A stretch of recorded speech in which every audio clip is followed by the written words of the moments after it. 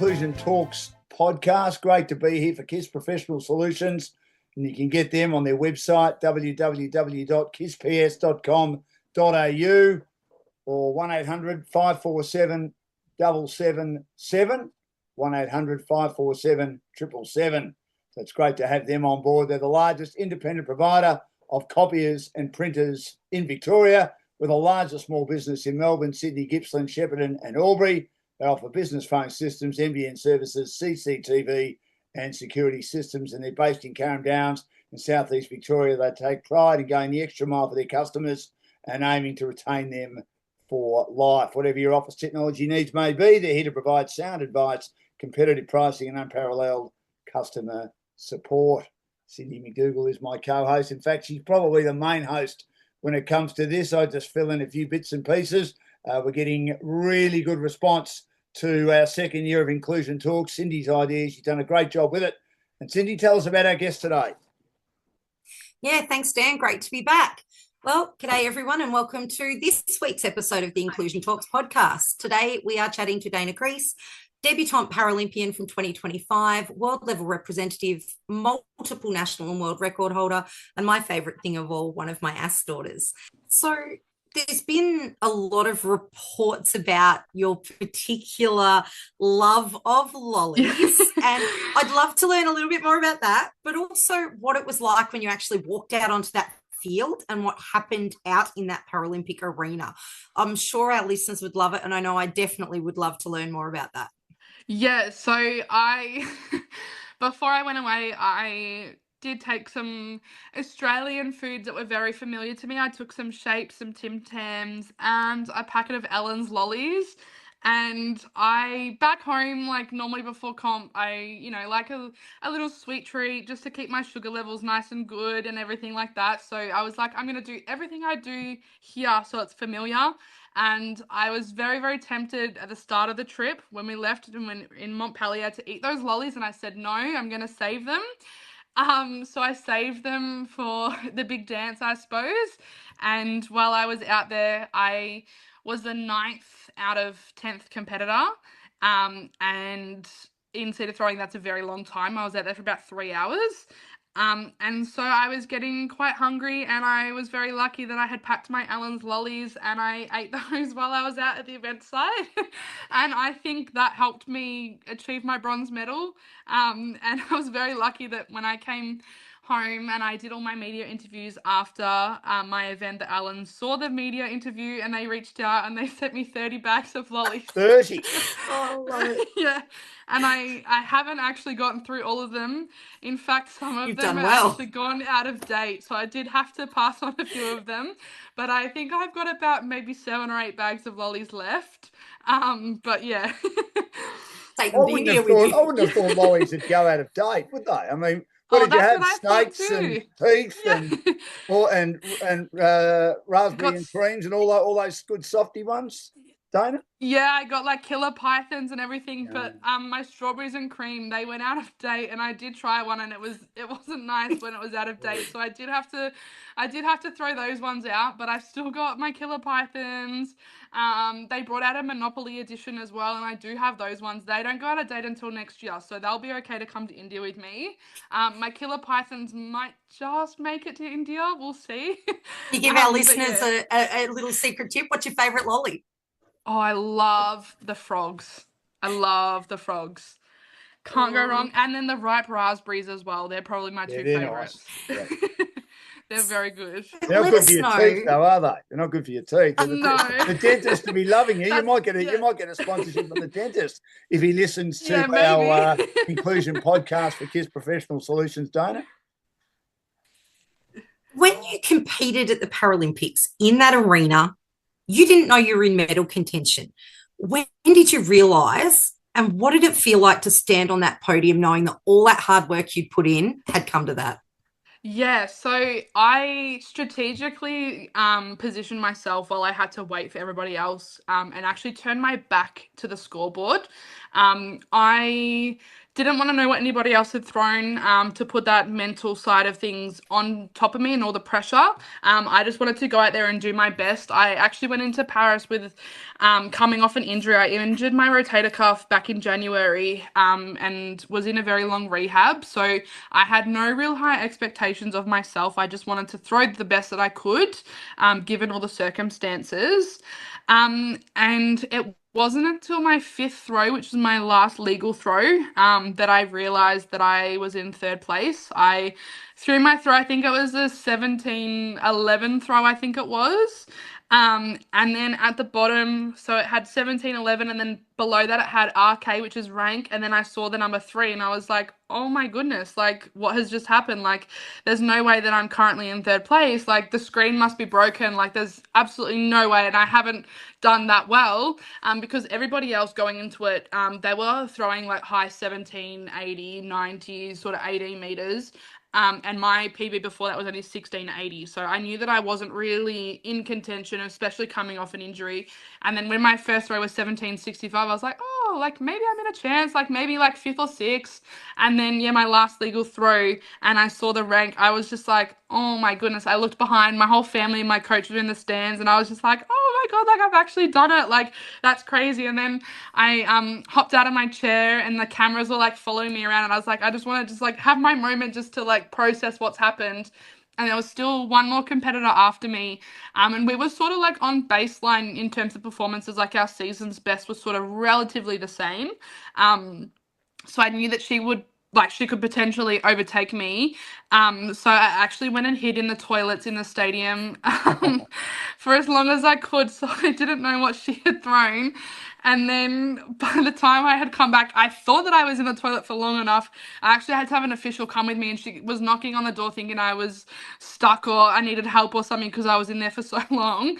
And then I thought that I was in there for, maybe just long enough. Maybe she was on a 2-minute break, and then I came out and she hadn't even started any of her throws yet. So then I had to sit there for the duration and like just ponder all my thoughts, and like didn't want to get too excited, but then wanted to like enjoy, like, oh my God, like I've come third, like this is awesome. So that was like a very hard like 10-minute wait, and then I didn't actually see what she had thrown because same thing, I didn't want to look at the results and like have that stripped away from me. And then when I saw the cameraman coming over to me and the 2 Chinese competitors, I was like, wait, have I actually won this? Like, this is so cool. There is the most beautiful photo, Dan, of Dayna, and a moment that her and Gordo shared on the edge of the stadium, and it is still my favourite photo of all time. I just love it. The sheer look between the two of them, knowing that all that effort had come to this, is just brilliant. It's my wallpaper, and it hasn't changed, and it will never change as my wallpaper. Dayna, you talked about your relationship with your coach.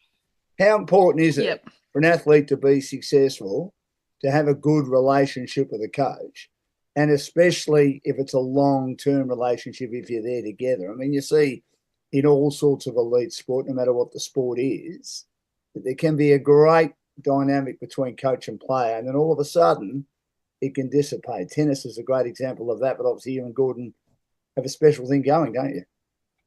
Yeah, so we met back when I was 12. I was actually waiting for another coach to come and coach me, and that other coach completely ghosted me and didn't turn up to the training venue that we were meant to be meeting at. And Gordo saw me at the track, introduced himself, and the rest is history. So we've been together for 11 years now, and none of my success would be without him. We do and have gone through so much together. I trust him, and I trust the way that he's coaching me, and I trust everything that we have done. There's a reason behind it. And I have been poached by quite a few other coaches along the way and turned them down because why change what's not broken? It's worked, and it will still continue to work until Gordo decides that retirement's his thing. Then I'll have to then think about somebody new. But at the moment, I'm so incredibly happy, and I'm so glad that we have got that relationship. It's very rare to find somebody that will stick with you for so long and also make that transition. Gordo is predominantly a sprints coach. So for him to then take me on as a thrower, let alone a seated thrower, and then learn and grow on his own journey, is just incredible. And I honestly owe everything to him. It was so beautiful that we were able to share that moment together, and he was able to make the trip over to watch me both at Worlds and then at the Paralympics last year. And hopefully he's coming to India with me again this year, and we can hopefully get back on the podium and we can share that special moment again together. Definitely. Can you give our audience a rundown on your current national or region world level records? Because as you've just explained, Gordon's been with you on the whole journey, and you started as your grassroots and you've gone all the way up. And I know our listeners would love to hear about them. Yeah, so I started as a 100-meter and 200-meter sprinter, and I held Australian records when I was about 14 or 15. Some of them I still hold to this day as a junior athlete, which is crazy.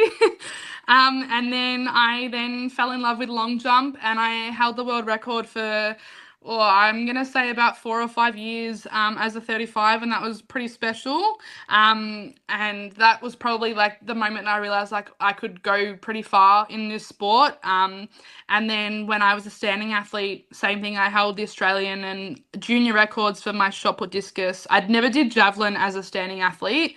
And then I transitioned into cedar throwing, and I'm currently the Australian record holder for shot put, javelin and discus as well.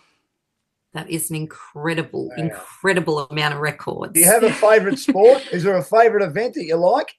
If you had to concentrate on one, and obviously you don't, which is great because you've got an opportunity of winning a few medals, but let's say they said your best chance, Gordon said to you, your best chance is you can win a gold medal in only one. Which one would you choose? So if you had have asked me this question about 2 years ago, I would have said discus. I love discus, and I was very sad when it wasn't a Paralympic event. If I could do discus over shot put, I would 110% would. I love discus. It's my favorite event. But since achieving what I have achieved in javelin, I do have to go javelin's my favorite event now. You mentioned earlier that training is full-time and that you have a part-time job, which has pretty much just gone to full-time. Can you tell our listeners a little bit of your life outside of AS? You know, what are your career goals? Yeah, absolutely. So I currently work in childcare, and I have for the last 2 years.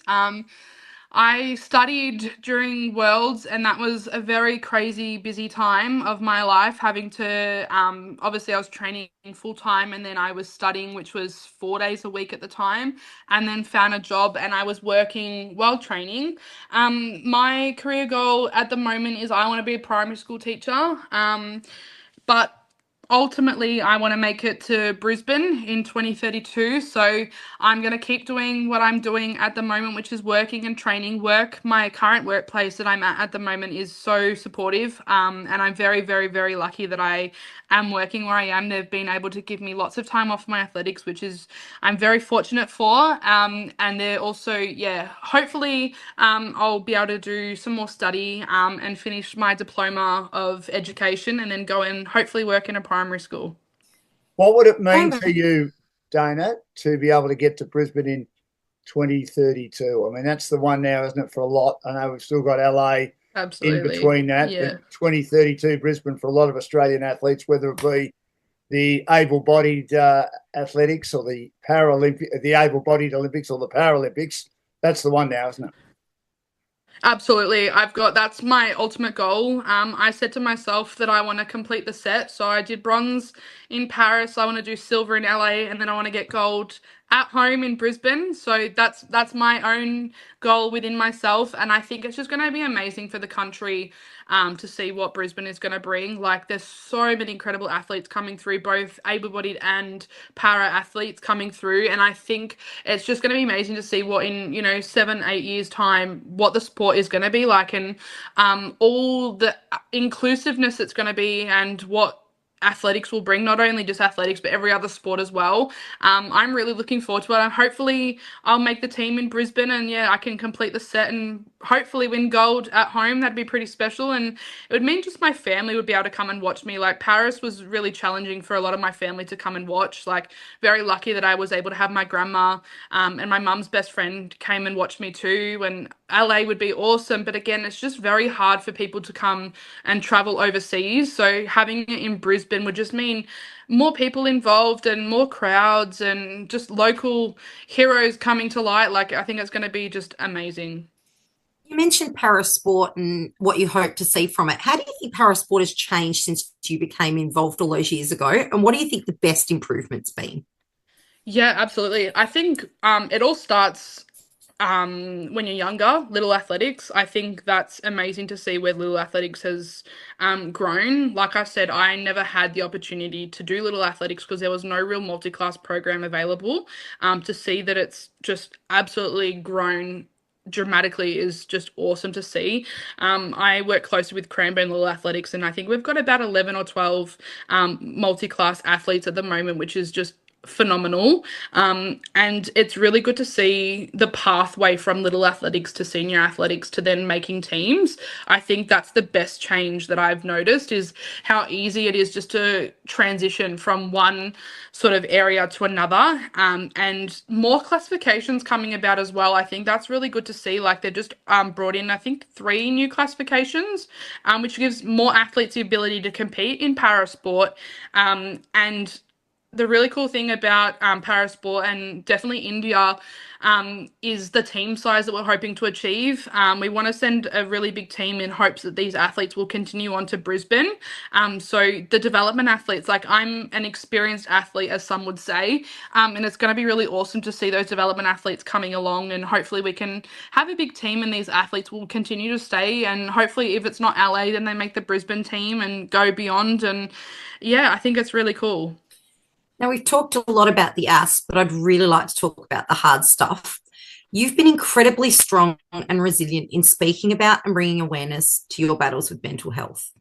Can you explain to our listeners a little about when you first knew you were struggling with your mental health and what that looked Yeah, like for you? yeah, absolutely. So, I touched on it a bit earlier. I was quite bullied in primary school, sort of the end of my primary school days when I was in about year 5 or year 6, and then severely in high school to the point where I actually had to leave high school. It got that bad that I just didn't want to be there anymore. And people were just, yeah, quite rude and lots of bullies around. So yeah, I was quite young, about 11, I think I was when I first started to experience some mental health challenges. Didn't really know what depression or anxiety was. I just knew that I didn't like the way that people were treating me, and I didn't know why they were treating me so differently. And then it wasn't until I, yeah, sort of hit year 7 and year 8 when I really noticed that my mental health was getting quite bad. It was quite challenging. I was super young, like I didn't really know what depression or anxiety really were, and like why I had depression or anxiety. And I don't know why like people were, yeah, being so cruel to the point where I hated who I was and I hated the way I looked and everything about myself. I think that was, yeah, really hard to take on being so young, like year 7, and then people just staring and picking on me and didn't want to be my friend or didn't want to hang out with me at lunchtime. Like found myself like quite often I just be by myself or just with one other friend all the time for lunch. I think that was sort of, yeah, when I first realized that I was struggling mentally was probably, yeah, year 7 or year 8. Did you find it hard to seek help once you realised that there was something going on? Yep, absolutely. I think there's such a stigma, and definitely there still is. Back when I was struggling, definitely a stigma around mental health and seeking help. And I didn't really know who to talk to. Like, I knew there were school counselors, but I didn't know if my problem was worth speaking to them about. So I sort of always kept it either bottled in or hidden very well. Didn't want to talk to anybody, didn't want to make myself feel like a burden if I was to talk about my mental health, and just struggled for years quietly, and just that was just my normal. Like I'd feel shit or whatever, and that was just how I felt, and I just kept it to myself. And I definitely, I didn't know who to talk to and where to seek help and what sort of support there was around me.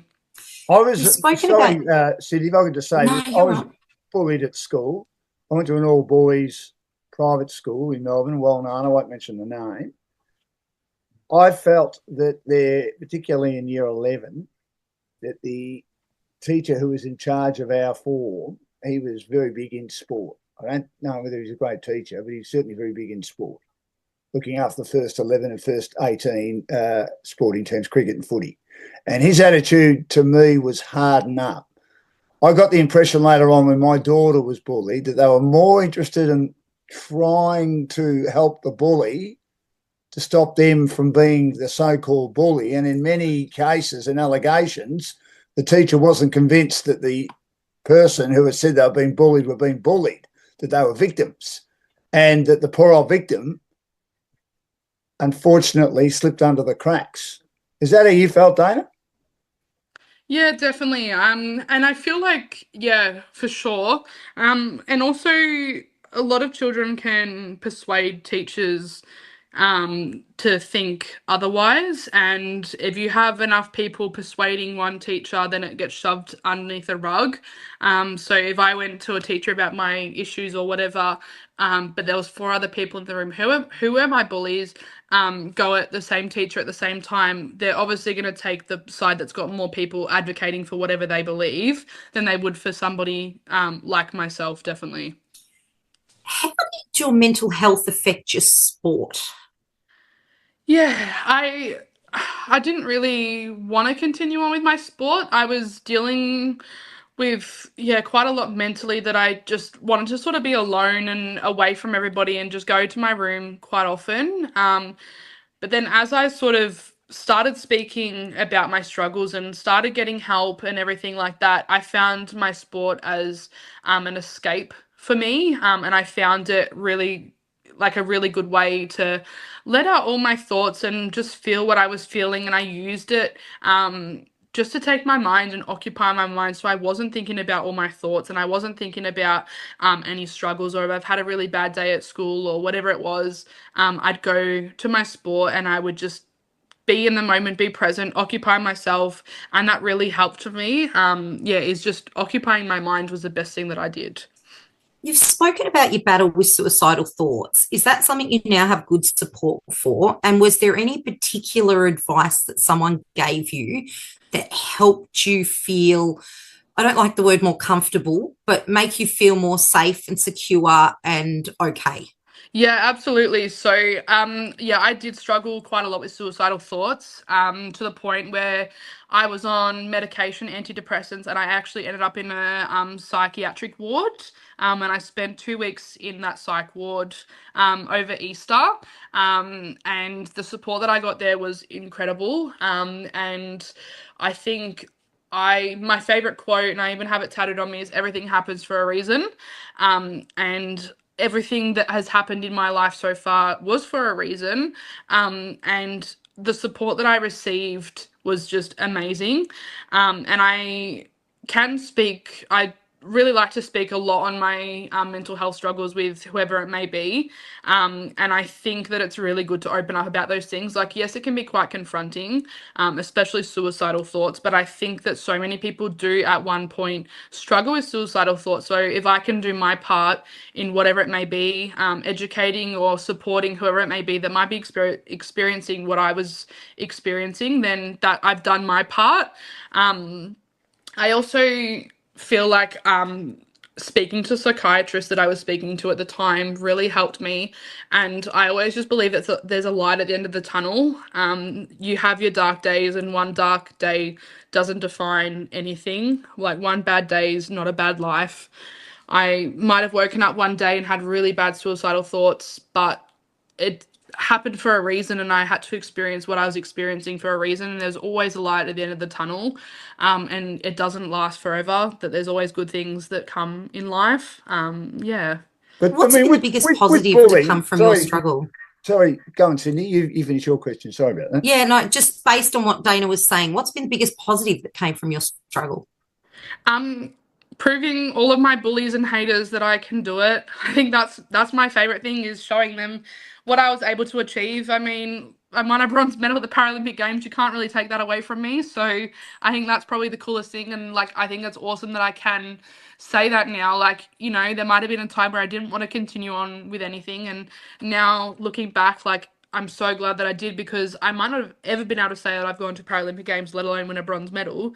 So I think, yeah, that's pretty cool that I can say that. Like, I just trusted myself, and yeah, look at me now.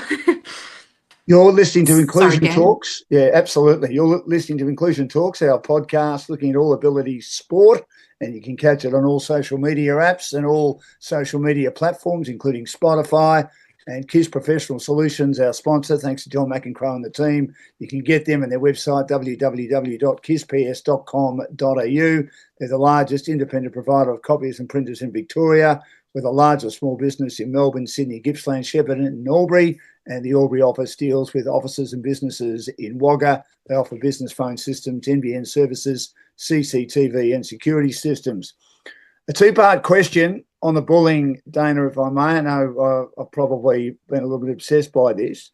Have any of the kids that bullied you reached out since you won that bronze medal? And when you say things happen for a reason in regard to bullying, should bullying happen for a reason? Yeah, absolutely. So, yes, all my bullies sent me friend requests on Facebook and Instagram when I won my bronze medal, and shared any articles or anything like that. But I never forgot the way that they treated me.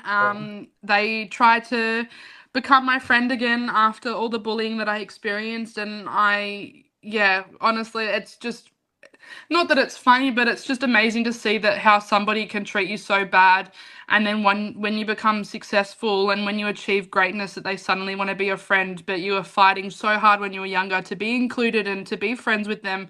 They didn't want to borrow you because you were different, because I had a disability, because it was fun to be bullied by them. Like, you know, they thought it was the funnest thing ever for them to bully somebody. And then to be like, to one of them now be my friend since achieving what I have, like, bullying should never, ever, ever be a thing. And I don't know why in today's society that it still is. Having gone to lots of talks at primary schools, I have children that come up to me and say, you know, X, Y, Z, I'm being bullied by this person for this and by that and for that and everything. I don't understand what people get out of bullying someone. Like, I don't know why it's still a thing, and why there aren't more talks about it, and why like teachers and parents aren't doing more to stop bullying. You don't get anything out of bullying anybody. You're obviously just extremely unhappy in the way that you are with yourself if you're bullying somebody else. I think it just needs to stop, full stop, because more people are going to lose their life to bullying, and nobody wants to see that. Like, you just think it could be your brother, it could be your sister, your daughter one day, your son one day, like a family member that has to suffer because somebody's bullying them, and it could end in, you know, the loss of their life or anything like that. And I think that, yeah, I really hate to see anybody getting bullied the way that I was getting bullied. Now, I don't want to take away from what we've just discussed, but I really would love to lighten up the mood a little bit. So, something a little bit different. I can't let the episode go by without mentioning your other great passion, because there is a great passion in your life. Like me, you're a huge AFL fan, and you've been really lucky to spend some time with your beloved Saints. Is football and the Saints your biggest passion outside of athletics? 100%. I love the footy. I love watching it, whether it's at home or going to the games. I love it. And I love St Kilda. I've been a supporter since I was born. My dad's a St Kilda supporter, and I've just been brought up following them. I'm very lucky that, yeah, I was lucky enough to attend their best and fairest last year since the conclusion of the games, and I was very lucky to also receive some tickets from them, a signed jersey as well. I've been very lucky, and yeah, I love them so much. With your passion being so high, maybe one day work for them or help build inclusive options for footballers with a disability? I'd love that. I think definitely if my teaching sort of career doesn't go to plan, the next step in my career is to, yeah, get involved with disability sports and get more people involved and just create more awareness. I think that's the biggest thing. And especially using a platform like the AFL or soccer or basketball, any of those big name sports, and creating a world where people with disabilities are treated the exact same way, and there's also the same opportunities available for everybody, so that it's not just one-sided all the time, so that everybody has the same opportunities, everybody's treated and paid also the same as AFL and women's and everything like that. Everybody's on the same level playing field. Definitely. Now, Dayna, I'm a Got to that. Bulldog supporter, and I'm a predominantly pessimistic Bulldog supporter. They're going all right this year considering all their injuries. The Saints have had a hard time. They did well to make those grand finals and been unlucky. And they dominated a season and probably should have won the flag, but maybe their bottom 6 or 7 not quite good enough against a strong Geelong side in 2009 and Collingwood 2010. But are you always confident they can win? And how do you reckon they're travelling at the moment? Yeah, look, I'm biased. I think that we're going to make finals every year, and then when that doesn't happen, I get quite upset. um, but I think we have got a lot of young players that are like our first, second year, even third year players that don't really know a lot about football and haven't really had that exposure. So I think good things take time. I think once we get our young players, playing incredible, I think that we've got a very strong cohort that hopefully will make finals. Whether or not we win another grand final, that's fine. And I also think people just need to back our coach. I know a lot of people say very bad things about Ross Lyon, but I think he's a really good coach. He's got the experience that we need. And I always tip them, even if I know we're going to lose. I support them that much that it's fine if I lose a tip, it's okay. Like, I still support them and I still watch them. I watch every St Kilda game, and yeah, I think it's good. Funny little aside, Dan. Yeah, go on, Cindy. Sorry. Caitlin was a one-eyed West Coast supporter and is now a one-eyed St Kilda supporter, and that is down to Dayna. Is that right? Yes. Just on that, Caitlin, I mean, if you don't mind me, I mean, footy's one of my passions, having worked in the industry for a long, long time. I caught a lot of footy. Do you think, and being a very keen supporter, obviously knowing a fair bit about it, you'll be able to give me, I reckon, a terrific answer here. Are they going too hard trying to spend big money, even though it's in the salary cap apparently, and in their war chest, to get these players from other clubs? And why do you think they keep missing out on big name players? Yeah, I just think that we're not recruiting we don't have a very strong midfield. So I think that we should be putting our money towards getting a really strong midfield. And I don't know, like, I'm not very amongst the political side of trading and picking up players or anything like that.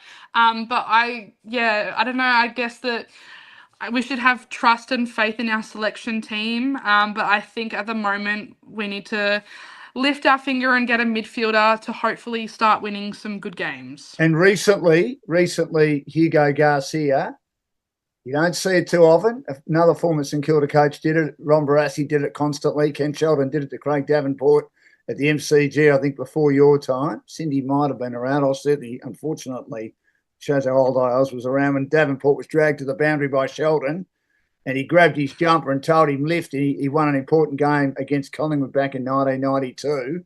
We heard an old-fashioned spray from Ross at halftime in a recent game against Brisbane. And then he's also dragged Hugo Garcia off in the second quarter after giving him a spray in the first quarter, and then been pretty public about what he didn't do right. Is that the way to go? Or are we, as people say, particularly young people who play the game and play sport, are they different nowadays that sort of, I suppose, criticism won't rub off? Yeah, look, I don't think that was the best method that Ross went about.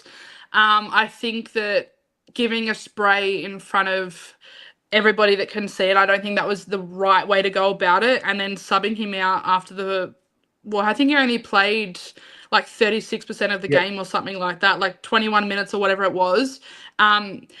if you're not confident, don't have him as a starting player, because then you can avoid all of that embarrassment that he might now feel. Start him in the VFL, make him work his way to eventually playing AFL. We've got so many other young talent that could, do better than Garcia. It's hard to say because I haven't played in the AFL yet. But I think that the way that Ross went about that probably wasn't the best. Keep it for the club rooms at halftime when there's no cameras and there's nothing around. Do it in And private. young kids. or just don't do it at all. And if you're not confident that he's going to do well and you're subbing him out after the first quarter, maybe you need to look at your selection and see who else can fit the role that you're wanting Garcia to play if he's not the right person for it. So, Dan, if you're okay, I'll bring it back into our final questions because we are running long on time. So I really want to get my favourite last three questions in because they are my favourite.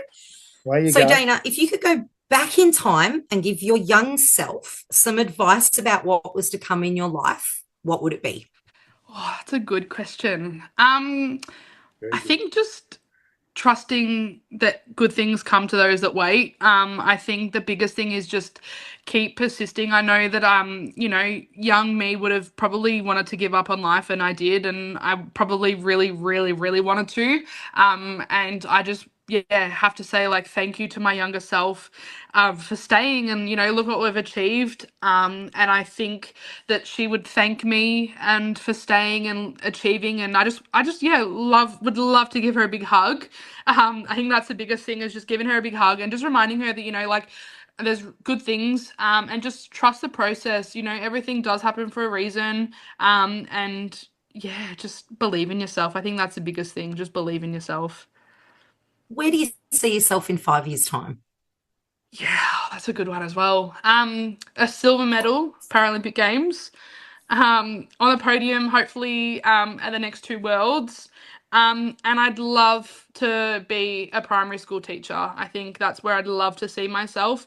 And even possibly my own coaching as well. Have a few athletes of my own that I'm coaching. I've sort of just started coaching a few young athletes with Cranbourne, but I'd love to open up my own coaching and take on hopefully some more cedar throwers to get involved in the sport. Now, you mentioned your work.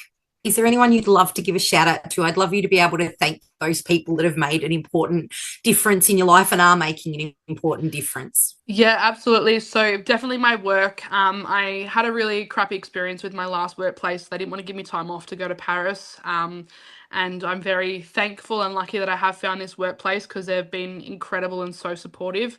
Obviously, my whole family and extended family, my support network, all of those at the Victorian Institute of Sport. Gordo, obviously, that's a very big one I should be thanking.